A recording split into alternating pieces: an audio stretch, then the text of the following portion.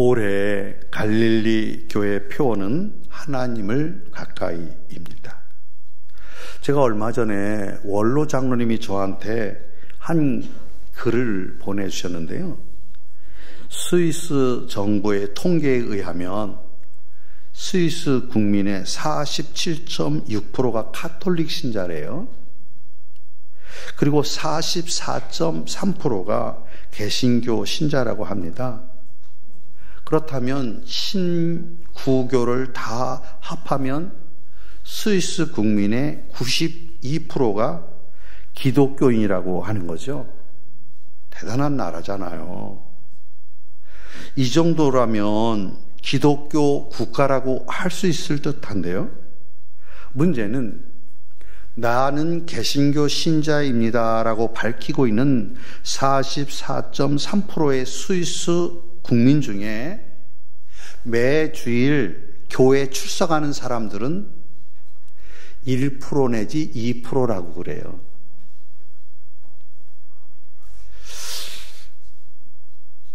자신들을 신자라고 하는데 나는 개신교 신자입니다. 그런데 교회는 안 나가요. 주일날 매주 교회 나가는 사람들은 그 많은 92%의 사람 중에 1, 2%밖에 안 되는다는 거죠.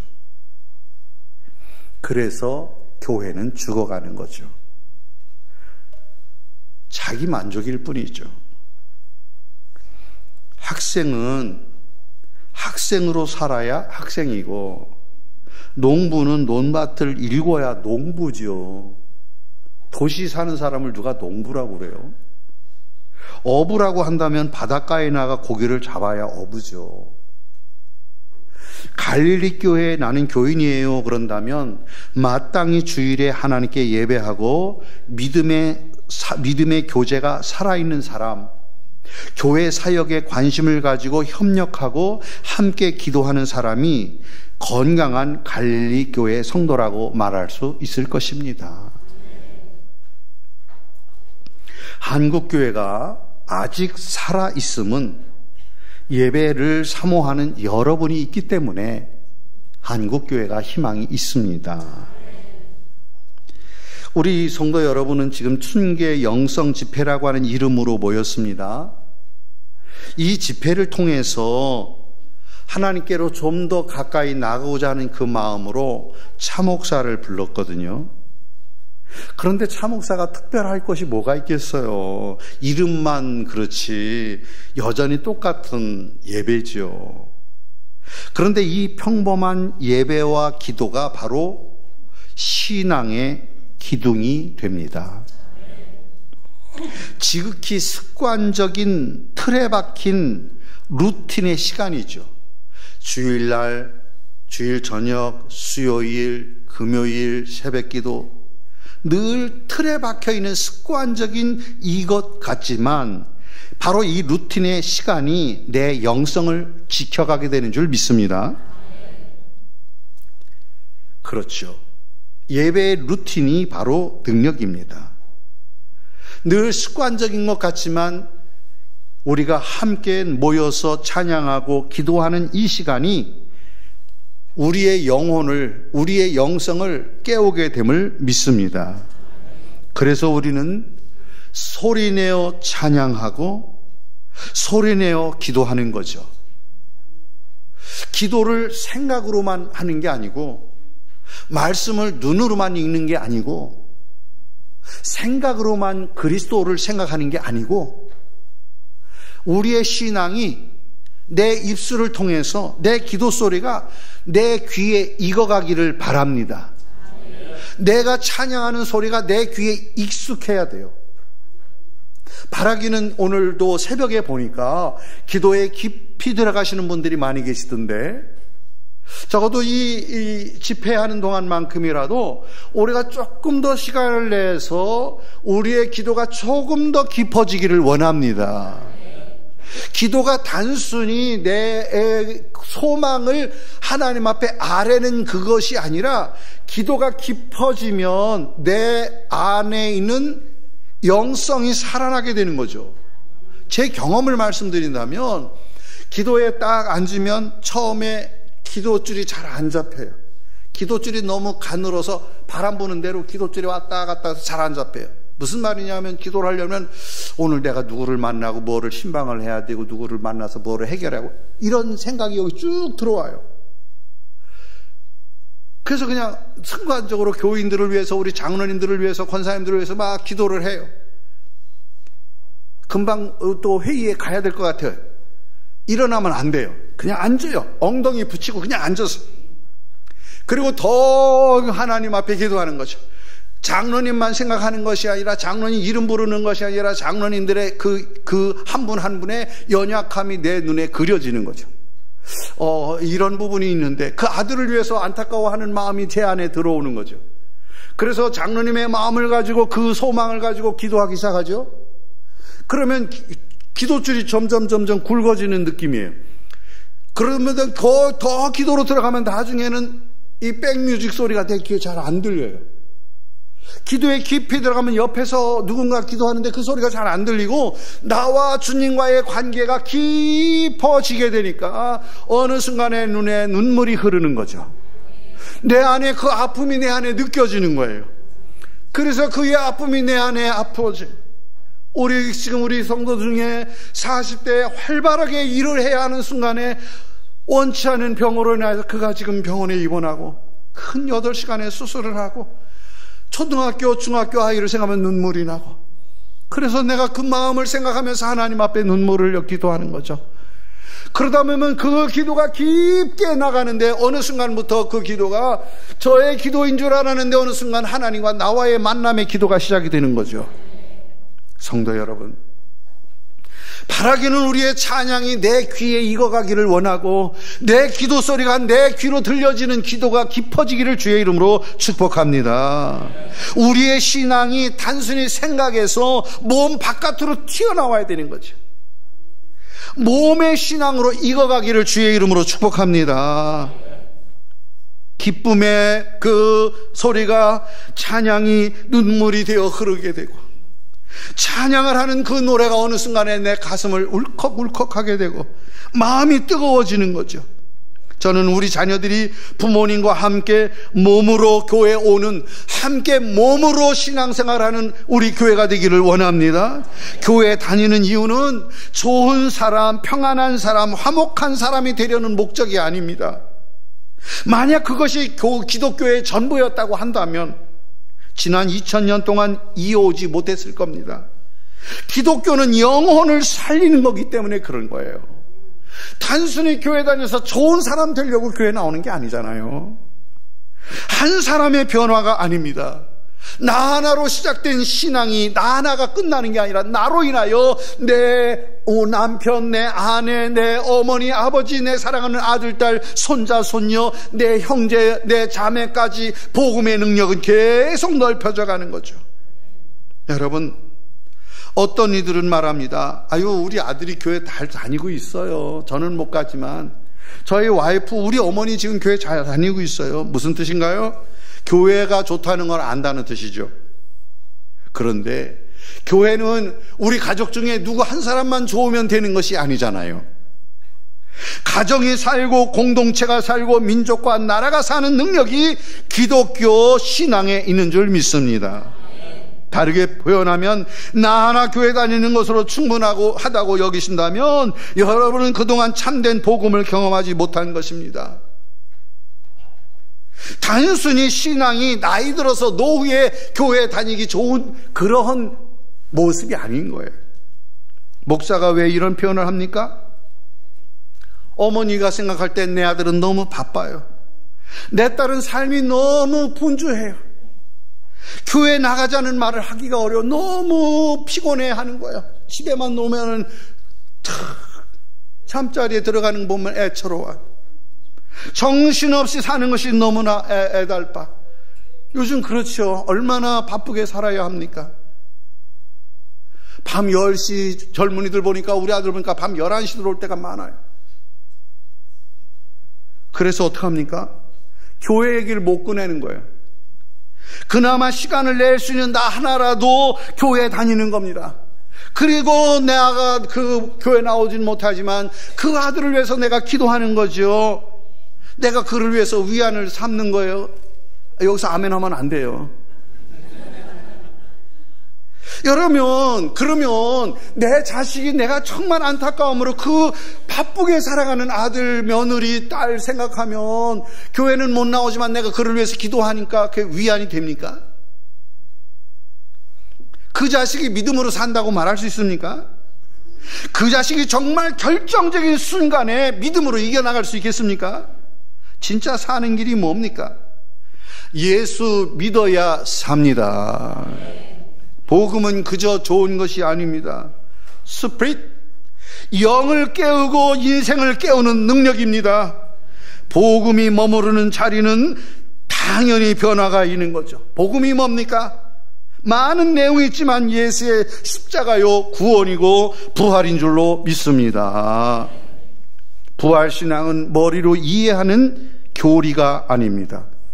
그리스도의 은혜와 사랑을 지금 내 삶의 현장에서 체험되는 것이 중요해요.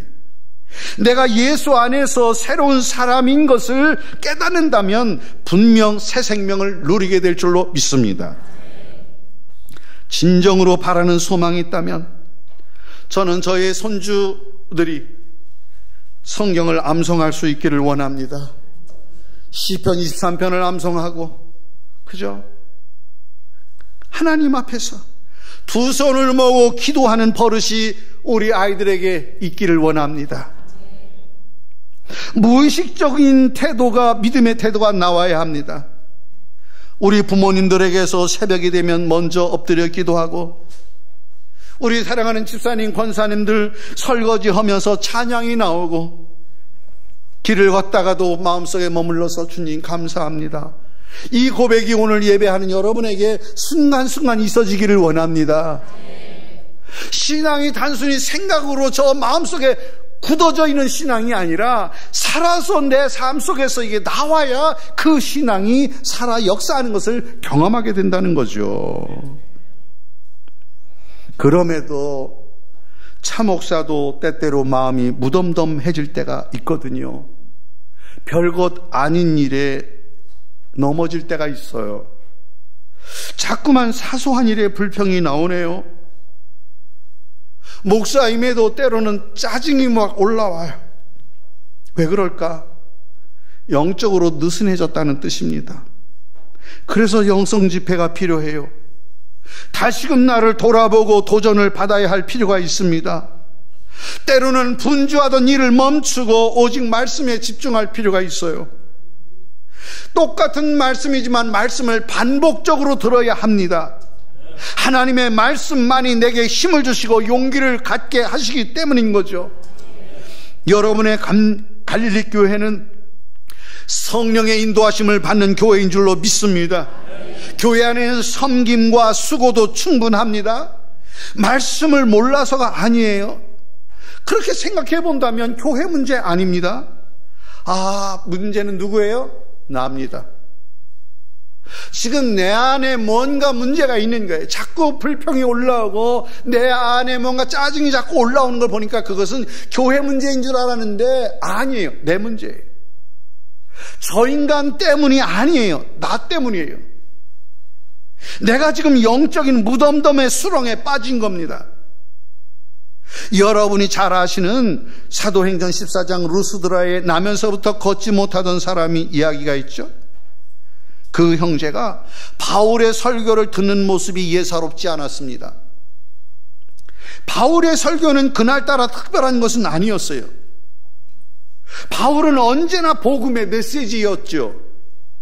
그런데 많은 사람들 중에 그 사람은 듣는 태도가 달랐어요. 눈빛이 달랐어요. 얼마나 집중해서 듣는지 바울이 주목하여 구원받을 만한 믿음이 그에게 있는 것을 보았다고 그랬어요. 바울이 그의 눈빛에서 알아차릴 정도였어요. 그가 은혜에 젖어든 거죠. 우리는 그 모습이 어떨지 상상할 수 있습니다. 그 순간 성령이 임하는 것을 바울 사도가 느꼈어요. 결론은 잘 아시는 대로 그의 인생의 전환점이 일어납니다. 내 발로 바로 일어서라 선포하니 즉시 일어나 걷는 겁니다. 예상치 못한 역사에 사람들은 너무나 놀라서 바울을 향해 제우스 신이라고 호들갑을 떨었죠. 그러나 사실은 바울의 능력이기보다 태어나면서 걷지 못하던 그 사람의 능력이라고 저는 생각해요. 왜?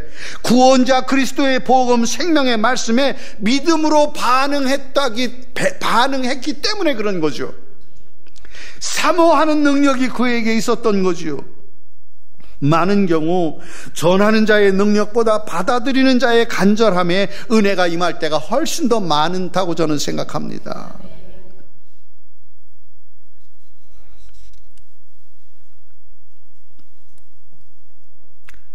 우리 자신에게 달렸다는 뜻이죠. 저와 여러분이 원성회하면서 하나님께 더 가까이 나아가는 우리가 됩시다. 하나님께 다가가야 합니다. 성령에 붙들려야 합니다. 내가 체험해야 합니다. 성령님이 함께 하셔야 신앙생활이 쉬워집니다. 성도들의 얼굴에 기쁨이 찾아옵니다. 그런데 마귀는 되어된 그때 저기를 자꾸 주장합니다. 무슨 얘기를 하면 30년 전 얘기를 하는 거예요. 이전에 해봤다는 거예요. 우리 이렇게 한번 해봅시다. 그 옛날에 해봤어요. 근데 그거 안 됐거든요. 어려울 거라고 얘기해요. 과거의 실패와 괴로움을 붙잡고 늘어지는 것은 마귀입니다. 오늘 아침에 집사님 만나는데 얼굴이 어두워요? 어제 무슨 속상한 일이 있었다는 거죠. 아, 그럴 수 있죠. 그럼요. 권사님이 힘겨워하시고 있어요. 지난주에 어떤 집사님하고 그렇고 그런 일이 생겼었대요. 아유, 얼마든지 그럴 수 있죠. 그럼요. 지난주 식당에서 무슨 일이 있었던 거 아시죠? 그러니까 그게 며칠 가지. 속상했던 마음이 그게 금방 풀리나요? 좀 시간 기다려주세요. 그런데 장로님이, 손장로님이 나를 외면하네. 왜 그러시나 그랬더니 지난달 어떤 문제 때문에 조금 이렇게 언쟁이 조금 있었는데 마음이 풀리지 않았던 거죠. 아유, 장로님도 손장로님도 사람이니까 그럴 수 있죠. 그런데 차목사의 언사가 불편합니다. 왜 저러나 그랬더니 어떤 사건 이후로 뒤끝이 지금 남은 거예요. 여러분, 지금 뭐예요? 차목사가 마귀에게 이용당하고 있는 겁니다. 무슨 말이냐 하면 어떤 분을 만나면 그 10년 전 속색이던 남편 얘기를 지금껏 하고 있어요. 곱씹고 있어요. 그게 남편 문제라고 생각하지만 아니에요. 지금 나는 그리스도인이에요. 지금 마귀에게 내가 속아 넘어가고 있는 거예요. 10년째 속아 넘어가고 있는 거예요. 그 얘기를 반복하고 또 반복. 10년 전 얘기를 계속 꺼내서 그 관계를 어지럽히고 있어요. 마귀에게 속고 있는 거죠. 성령님은 there then이 아닙니다. 성령님은 here and now예요. 지금 여기에서요. 성도 여러분, 그래서 아침에 일어나면 하루가 새로워지기를 축복합니다. 단잠을 주무시고 아침에 일어나면 어제 일 때문에 다시 얼굴이 굳어지지 말고 오늘은 하나님이 나에게 주신 날이라고 믿고 새로운 상쾌한 마음으로 열어가는 저와 여러분 됩시다. 하나님의 은혜는 내 마음을 열게 합니다. 성령님은 날마다 새롭게 하시는 분입니다. 그런데 왜 내 곁에 있는 형제와 갈등이 풀리지 않을까요? 왜 자매가 우습게 보입니까? 그 사람 문제라고요? 아니에요. 지금 나와 하나님 관계가 막혀 있는 거예요. 내 영이 막혀 있기 때문에 옆에 있는 성도와 막힌 겁니다. 성도 여러분, 하나님과 나 사이에 문제가 풀리면 형제 간의 문제가 안 풀릴 일이 없습니다. 믿으십니까? 하나님과의 관계가 기쁨이 있으면 형제 관계가 다 풀리게 되어 있어요. 어제 말씀드렸지만 어머니는 92세 되기까지 새벽기도 다니셨어요. 항상 제가 손을 붙잡고 같이 새벽기도 했어요. 늙으신 어머니 손 붙잡고, 어머니는 허리가 많이 굽으셨죠. 근데 지금 생각하니까 내가 어머니 손을 잡은 게 아니라 어머니가 제 손을 잡아주신 것 같아. 그림이 그려지시죠? 어때요? 아름답습니까?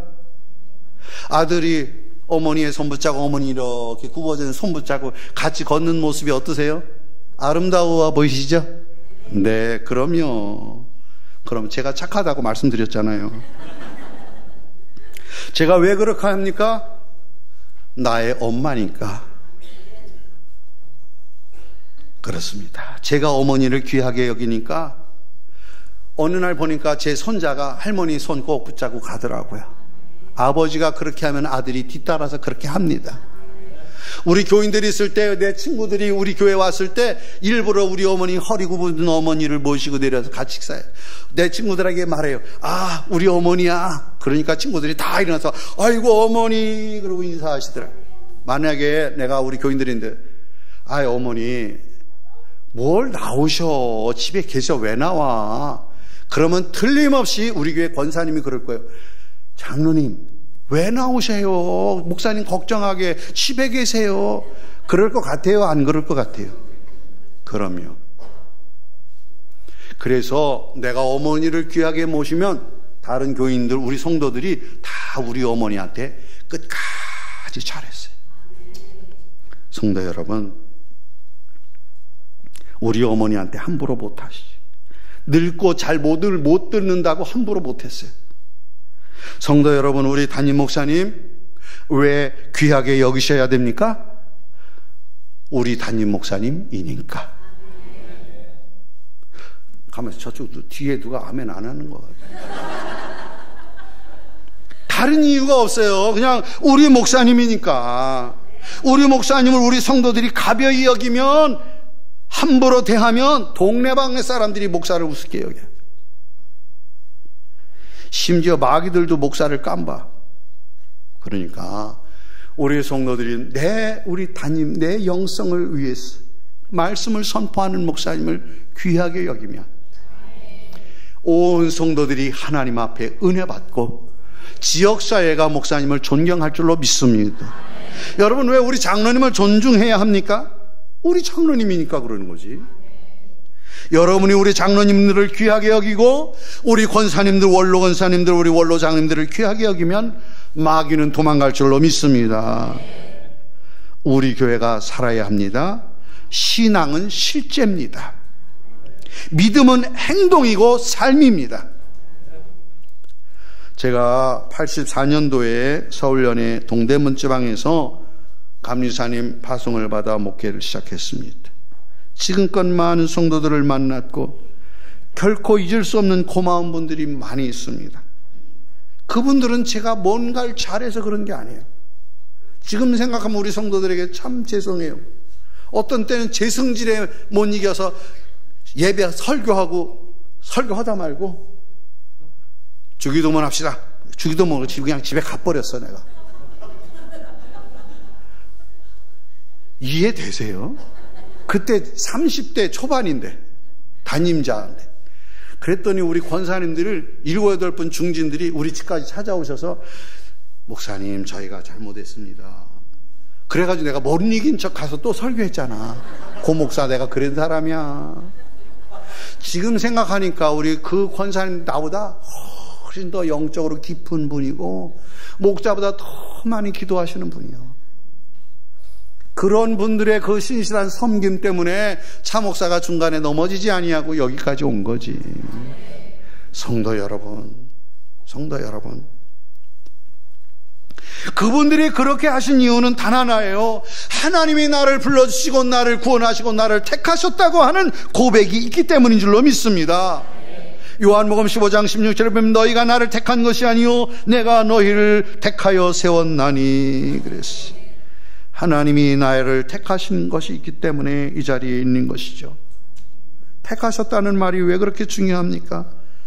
내 생각이나 감정의 문제가 아니에요. 형편이나 조건이 충분해서가 아닙니다. 오직 하나님의 지극한 사랑 때문인 줄로 믿습니다. 오늘 이 시대를 보세요. 가장 소중하게 지켜야 할 것이 어디입니까? 가정입니다. 가정이 행복해야 합니다. 가정은 하나님이 주신 겁니다. 그런데 우리 이웃들의 가정을 한 걸음만 더 들어가서 보세요. 겉으로는 멀쩡하고 행복해 보이는데 한 걸음 그 가정에 딱 들어가서 보면 힘겨워하는 가정이 너무 많아요. 가족 간의 미소를 잃어버린 가정들이 많아요. 어떤 사람은 부부 성격 차이 때문에 힘들다고 해요. 어떤 부모 자식 간에는 대화가 잘 안 된다고, 형제끼리는 만날 시간이 없다고 말합니다. 가정의 울타리가 자꾸 허물어지고 있어요. 사랑 안에 거한다는 말이 공허하게 들리는 오늘 이 세대입니다. 성도 여러분, 부모와 자식 관계는 천륜으로 맺어진 관계죠. 택하신 관계입니다. 우리는 하나님의 자녀로서 가정에 문제가 있다고 여겨지면 울면서라도 풀어야 될 줄로 믿습니다. 아들이 먼저 다가오기를, 남편이 먼저 다가오기를 기다리지 말고 기도하는 내가 먼저 한 걸음 달려가기를 원합니다. 내가 자신 있는 게 하나가 있어요. 지금껏 목회하면서 때로 왜 장로님하고 불편한 일이 왜 없었겠어요? 권사님하고 왜 불편한 일이 없겠어요? 그런데 누가 옳고 그르고 따지지 않고, 목사님 죄송한데 제가 먼저 전화 들었어요. 항상 제가 먼저 전화했어요. 성도 여러분, 기도하는 여러분들이 먼저 전화기를 들기를 바랍니다. 미루지 마시고 사랑하는 남편에게, 사랑하는 딸에게 문자로라도 아유 엄마가 오늘 공연이 짜증냈구나 한마디만 써주세요. 집사님 어제 서운했지? 미안해. 한마디만 하세요. 하나님의 앞에 우리는 하나님의 교회 공동체 안에서 우리는 언제나 어떻습니까? 하나님이 부르신 이 아름다운 행복한 공동체인데, 여러분 오늘 한국교회 위기가 도사리고 있어요. 코로나 이후 목회자들의 마음이 무너졌어요. 열심을 가졌던 젊은이들조차도 11조 신앙으로부터 자꾸 멀어지고 있어요. 제가 지금 단순히 헌금의 얘기만 하는 게 아니에요. 시간의 11조, 섬김의 11조, 나눔의 11조 기둥이 자꾸 금이 가고 있는 현실입니다. 그나마 한국교회는 지금 제가 보기에는 60대, 70대 우리 권사님, 장로님들이 떠받치고 있는 것 같아요. 제가 보니까 우리 교회도 보니까 30, 40대 헌금으로는 교회를 유지할 수가 없어요. 저희 교회가 한 달이면 전기세가 500만 원, 가스비 500만 원 해서 그것만 1000만 원씩 나가는데 젊은이들 30, 40대 헌금으로는 안 돼. 지금 60대, 70대가 21조 신앙으로 바치니까 한국교회가 이만큼 버티고 있어요. 성도 여러분, 자발적인 헌신이 어려워지고 있어요. 강단에 선포되는 말씀에 아멘으로 화답하던 신앙이 언젠가부턴가 자꾸 흔들리고 있어요. 성도 여러분, 우리는 주의 부르심에 귀를 기울여야 할 줄로 믿습니다. 영광스러운 하나님의 교회로 우리를 부르신 겁니다. 섬기라고 부르심을 받은 사람들입니다. 여러분은 갈릴리 교회로 나를 부르셨고 택하셨고 세우셨다고 고백하기를 원합니다. 바울은 오늘 로마서 16장을 마무리하면서 인사를 하고 있는데요, 그동안 자신을 헌신적으로 섬겼던 37명의 이름을 거론하고 인사를 하고 있어요. 의례적인 인사가 아닙니다. 그들에 대한 고마움이 바울 사도의 마음에, 가슴에 절절히 배어 있습니다. 저는 이 말씀이 예사로 보이지 않더라고요. 지난 40년 목회하는 동안에 너무나 고마운 분들이 제 가슴에 있습니다. 오늘 16장에 나오는 무난하라고는 말을 제가 세어보니까 21번이 반복이 되고 있어요. 1절 2절을 보니까 내가 갱그리아 교회의 일꾼으로 있는 우리 자매 베베를 너에게 천거하노니, 바울이 첫 번째 기억되는 첫 번째 인물은 남자가 아닌 베베라고 하는 여자네요. 바울은 많은 분들의 이름을 거명하면서 왜 베베를 첫 번째 떠올렸을까? 오늘 참 새벽에 밥 사준 분이 이명숙 권사님. 나 60대인 줄 알았잖아. 근데 하나님 앞에 더 많이 봉헌하기를 위해서 기도하시는 것 같더라고요. 기도 제목 보니까. 성도 여러분,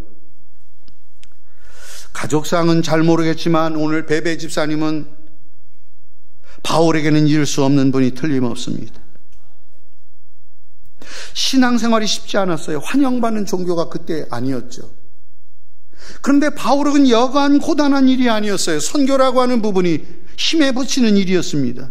그런데 베베라고 하는 이분이 바울의 보호자가 되고 많은 성도의 조력자, 후원자가 되었다는 거예요.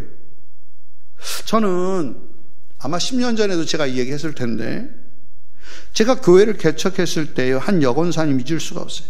처음 교회를 개척했는데 30평 도깨비 시장에 그 월세 전 보증금 400만 원을 집어넣는데요, 400만 원을 빌려다가 월세 20만 원 그렇게 해서, 근데 그거를 교회를 사랑하는 우리 권사님이 보문동의 부자 아주머니 집에서 허드렛 일 하면서 워낙 기도를 많이 하시니까 우리 권사님한테 기도 부탁을 하시는 거예요. 당신은 교회 잘 나가지도 않는데.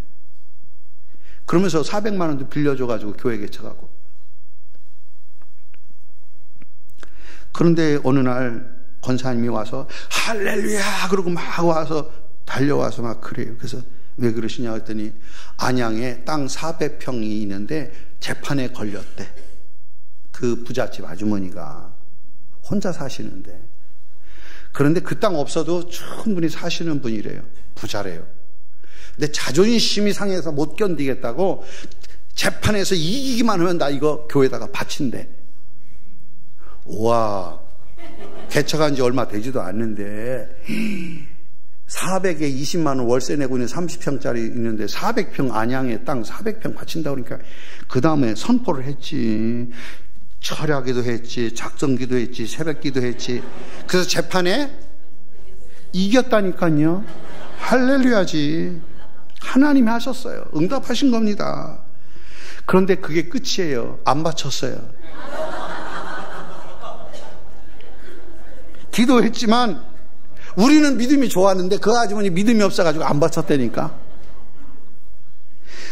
그래서 우리에게 간증이 못 됐어요. 제가 지금 그거 기도해서 재판 이겼는데 안 됐다는 간증하고 있는 거예요, 제가 지금. 아유, 그럴 때는요, 목사가 얼마나 초라해지는지 몰라요. 성도들에게 미안하죠. 같이 기도하자고 해서 재판에 이겼는데 소용없어요. 인간에게 속은 겁니다. 거짓말에 노란한 거예요. 그래도 목사는 또 어떻게 해? 강단에서 힘을 내서 다시 설교를 하고 다시 말씀을 선포해야 합니다.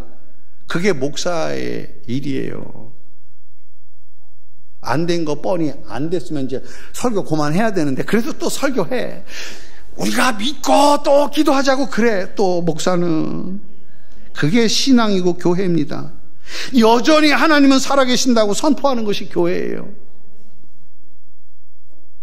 성도 여러분, 때로 절망하고 병들고 소망 없다고 말하는 자들에게 다시 살아날 수 있다, 회복될 수 있다고 선포하는 곳이 교회입니다.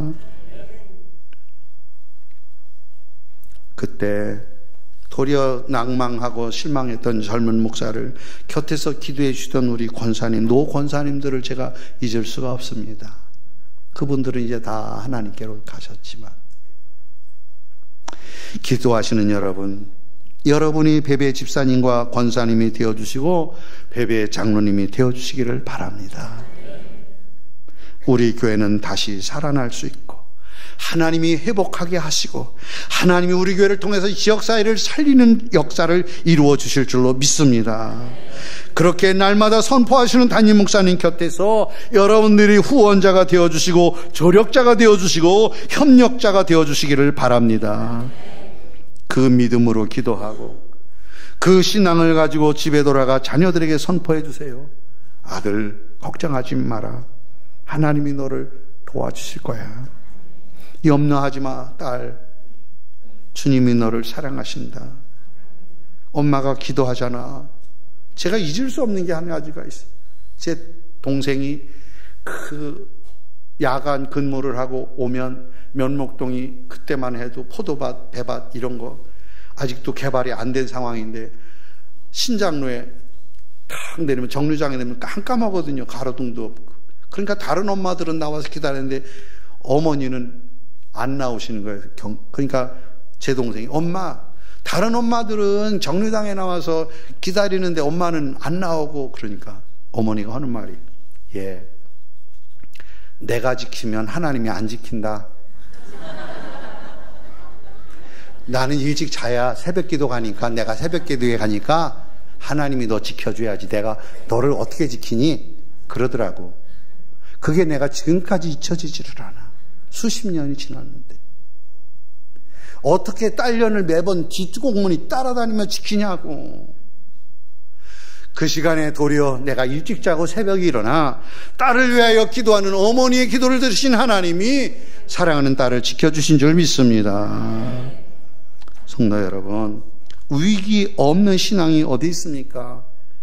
결단, 헌신, 도전 없이 하나님의 기적이 일어날 수는 없습니다. 나의 지식이나 경험이나 내 방식대로 정리하면 하나님의 자리 없습니다. 다 내가 결정하고 내가 해야 마음 편하고 내가 다 하기를 한다면 하나님이 뭐 필요가 있겠냐고. 그냥 주님 신뢰하시기 바랍니다. 순종하면 하나님께서 나와 함께 하시고 은혜가 되게 하시고 하나님의 놀라운 은총이 드러나게 해주실 줄 믿습니다. 여러분, 간증할 수 있습니다. 내가 수고하고 손해보면 기적이 일어납니다. 그때 성령께서 놀라운 일을 이루어내시는 거죠. 우리 한국교회는요, 지금껏 그런 간증으로 쌓여온 것이 우리 한국교회잖아요.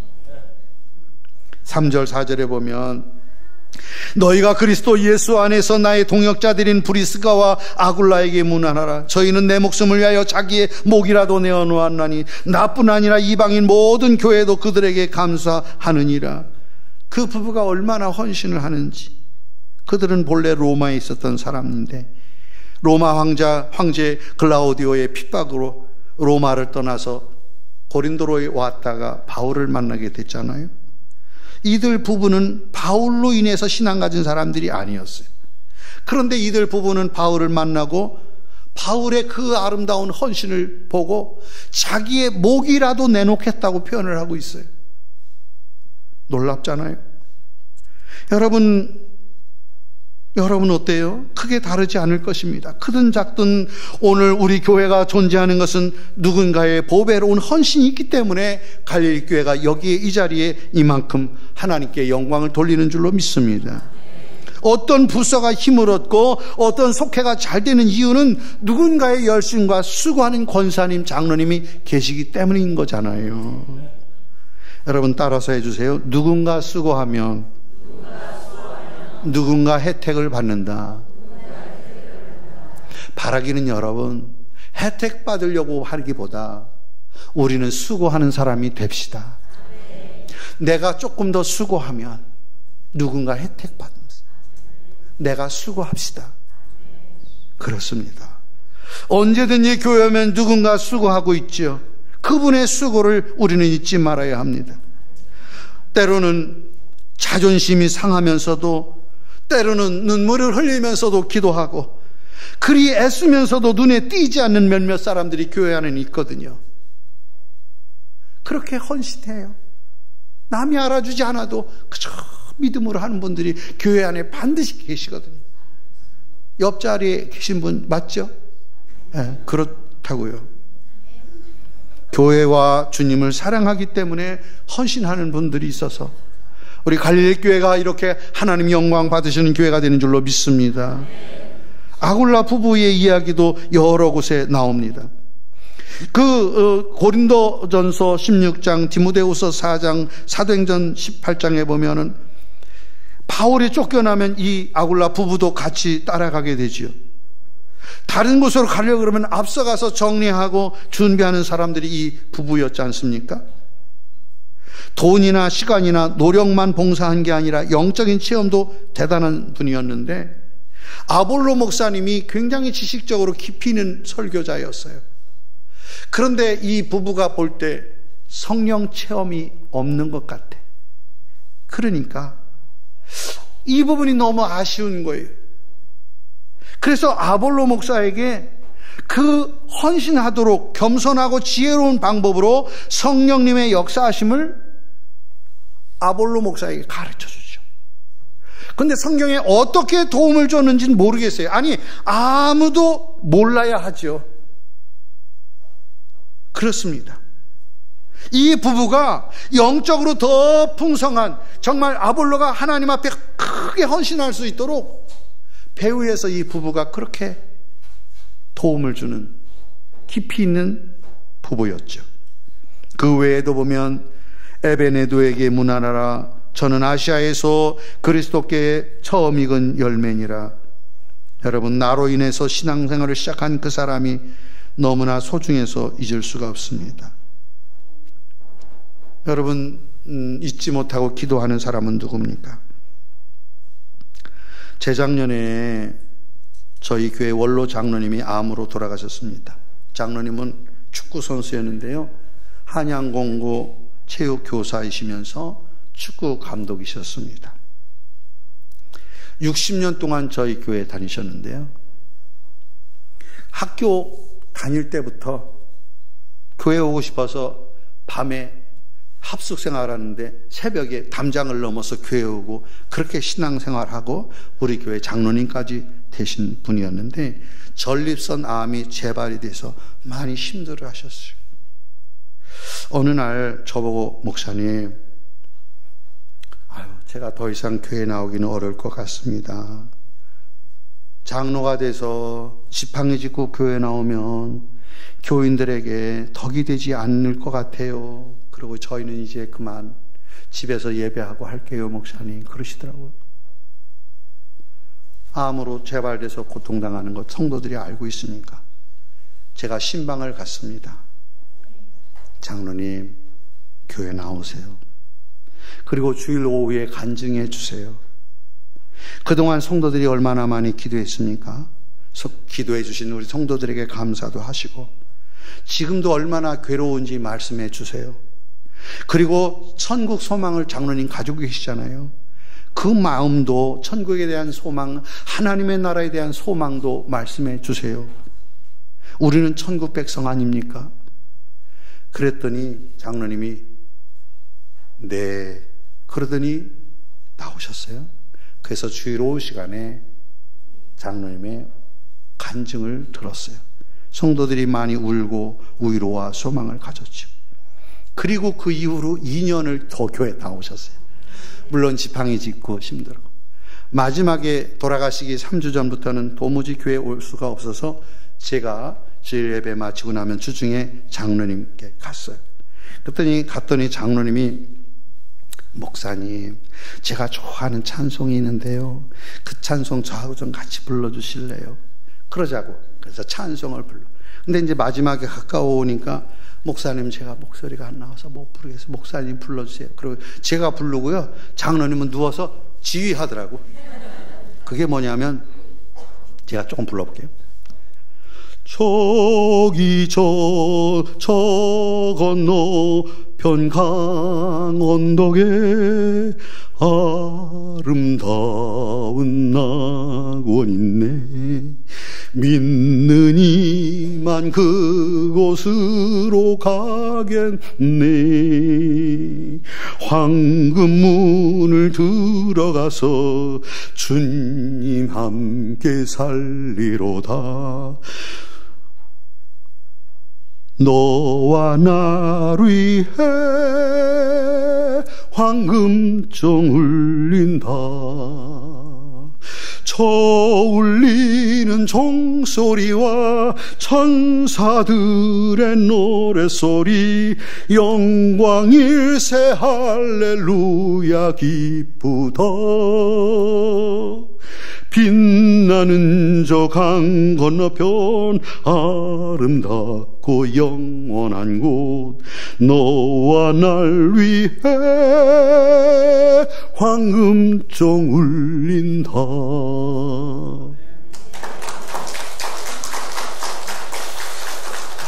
원래는 제가 좀 더 잘 부르는데 지금 긴장이 돼서, 어떻든 제가 그 찬양을 하는데 눈물이 나잖아. 장로님은 손으로 지휘를 하고 그러다가 하나님께로 나아가셨어요. 성도 여러분, 우리는 때때로 잊지 말아야 해요. 이 세상에서 부귀영화 누리는 그 세상이 전부가 아니라 우리의 본향은 하나님의 나라인 줄로 믿습니다. 이 세상이 전부인 것처럼 내 탐욕과 화려함과 성공에 도취되어 살면 안 됩니다. 그런 것은 믿음이 아닙니다. 믿음의 길을 가는 모델이 우리 장로님, 권사님, 집사님 되어주시기를 바랍니다. 설교하는 목사에게 힘이 되어주시는 성도 여러분들이 되기를 바랍니다. 6절에 보면은 너희를 위해 많이 수고한 마리아도 얘기하고 있습니다. 7절에 보면 안드로니고와 유니아도 있습니다. 바울이 수모를 겪을 때 모른 척하지 아니하고 외면하지 아니한 사람이죠. 도리어 함께 수모를 당했어요. 그것이 교회죠. 오늘 이 시대에 교회가 이렇게 많은데 성령의 감동이 왜 충만하지 않을까? TV 기독교 방송국 여러 채널에서 매일 놀랍고 은혜로운 말씀이 풍성한데 왜 변화가 일어나지 않을까? 감동적인 설교가 참 넘쳐나고 있는데 왜 교회에 대해서는 시큰둥할까? 하나님의 말씀이 부족해서가 아니죠. 말씀을 듣는 귀는 크게 열렸는데 영성이 이어가지를 못하고 있습니다. 성령님이 내 안에 머물러 뿌리를 내려서 간증으로 연결될 시간이 없습니다. 성도 여러분, 우리가 교회에서 때때로는 얼굴을 붉히는 이유는 대부분 나 자신의 유익을 위해서 성질 부린 사람이 누가 있겠습니까? 내 일이라면 그럴 일이 없죠. 단 한 가지, 우리 교회가 좀 더 정직한 교회, 우리 교회가 투명한 교회, 우리 교회가 좀 더 좋은 교회, 더 멋진 교회가 되게 해보려고 잘하려고 하다 보니까 큰 소리 나고 다투게 되는 거죠. 진심으로 변화하자고 소리를 높이는 거죠. 그럴지라도 바라기는 부족하면 부족한 대로 그냥 섬기는 우리가 됩시다. 준비된 만큼만 더불어 섬기십시오. 그러나 열심을 찾아도 없거든 기도하시며 하나님이 세우시기까지 기다려주시기를 바랍니다. 목사님이 목회 방침에서 중요한 것은 뭐예요? 사람을 얻고 사람을 세우는 일이잖아요. 성도 여러분, 우리 교회에서 사람을 놓치는 일이 없기를 원합니다. 교회가 희망이 되어야 합니다. 연약한 한 영혼을 교회에서조차 외면한다고 한다면 어디로 가겠습니까? 내가 옳다고 하는 사실 때문에 소중한 사람을 놓치지 마십시오. 우리 교회에 보내주신 한 영혼을 실족하게 하지 마세요. 도리어 우리가 이 과정을 통해서 하나님이 나를 부르신 그 뜻을 찾고 하나님이 나를 향하신 그 선하신 의미를 찾아내는 저와 여러분 됩시다. 만약 여러분들이 돈을 얻고 명예를 얻고 건강을 얻었다면 정말 복된 일입니다. 우리는 하늘의 복으로 사는 사람들이죠. 하나님이 복을 주시는 복을 누리는 여러분 되기를 진심으로 축복합니다. 내 힘으로 살아가는 복을 내가 누리는 게 아니라 하나님이 주시는 복으로 누리시기를 바랍니다. 그리고 기왕이라면 여러분에게 주신 그 복을 멋지게 사용했으면 좋겠어요. 분명한 사실은 그럼에도 내게 주신 물질, 내게 있는 건강, 내게 있는 명예도 다 한때입니다. 언제나 있는 것이 아닙니다. 영원한 것이 아닙니다. 돈? 언제나 내게 있는 것 아닙니다. 어딘가에 쓸 텐데 기왕이라면 그 돈이 내게 좀 여유가 있다면 하나님을 위해서 쓰시기를 바랍니다. 건강이 언제나 있지 못합니다. 건강을 잃는 시간이 옵니다. 저 건강해 보이시잖아요. 그런데 아침에 보약 여러 개 먹어요. 제가 혈압약, 통풍약 뭐 이런 거 먹어요. 나이가 65세가 훅 넘어버리는 순간부터 약이 하나 둘 자꾸 늘어나더라고요. 인간이 그래요. 여러분, 건강 언제나 있는 거 아닙니다. 어느 순간에 내 재물도 놓아야 할 순간이 오고 건강도 놓아야 할 시간이 있는 거죠. 내게 있는 은사도 내가 섬김의 시간도 어느 순간에는 지켜봐야 할 순간이 오는 겁니다. 여러분, 분명한 것은 내가 하나님의 백성으로 영광스러운 그날에 생명의 면류관을 얻기까지 하나님 위하여 믿음으로 나가는 저와 여러분 됩시다. 맡겨주신 사역에서 기쁨을 얻어야 합니다. 젊은이 여러분, 어른들을 만나면 반가이 인사하시기를 바랍니다. 서로 무난하십시오. 그러면 좋은 교회 됩니다. 집사님들, 먼저 달려오신 권사님들, 아유, 저런 사람이 무슨 권사야, 그러지 말고 그냥 권사님 앞서가셨다. 그러니까 권사님 존경해 주시기 바랍니다. 우리 권사님들, 우리 원로장로님들, 우리 시무장로님들, 누군가 헌신이 더 앞서고 헌신하기 때문에 하나님이 세우셨으니 좀 부족하더라도 장로님 사랑합니다. 커피 한 잔 드시지요. 할렐루야. 성도 여러분, 오늘 로마서 16장에는 많은 사람들의 이름이 거명되고 있습니다. 오늘 본문을 읽으면서 깨닫는 것은 하나님의 교회는 세월이 간다고 해서 저절로 되는 것은 아니라는 것입니다. 저는 제가 섬기는 광희문 교회 32대 목사입니다. 제가 처음 광희문 교회 갔을 때는 직권 파송, 감독님의 직권 파송으로 갔습니다. 담임 목사님을 모시지 못해서 장로님들, 권사님들 마음이 많이 불편해 계셨었어요. 생소한 감독님이 갑자기 이름도 모르는, 어디서 목회하는지도 모르는 차 목사를 떡 하고 부르시니까 누군가 의아해했죠. 그런데 장로님들이나 권사님들이 저를 믿고 기다려 주셨기에 오래 걸리지 않고 교회에 웃음이 찾아왔습니다. 저는 갈릴리 교회가 유능한 교회로 세워주셨음에 감사합니다. 유능한 교회는 반드시 재정이 많은 교회가 아닙니다. 신실한 믿음의 사람들, 충성된 일꾼들이 있는 교회이죠. 성령의 인도하심 따라 사는 성도들이 있는 교회입니다. 성도 여러분, 16장을 이제 마지막으로 하면서 뭐라고 합니까? 진정한 교회는 거룩한 입맞춤이 있다는 거죠.